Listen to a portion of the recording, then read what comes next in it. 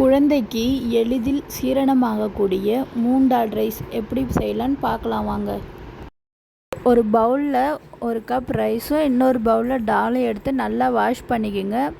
இதில் நல்ல ஃபைபரும் ப்ரோட்டீனும் இருக்குது. அது இல்லாமல் குழந்தைக்கு சீக்கிரமாக ஜீரணமாகக்கூடிய தன்மையும் பாசிப்பயிரில் அதிகமாக இருக்குது. அதனால் நீங்கள் குழந்தைக்கு அடிக்கடி பாசிப்பயிர் தரலாம்.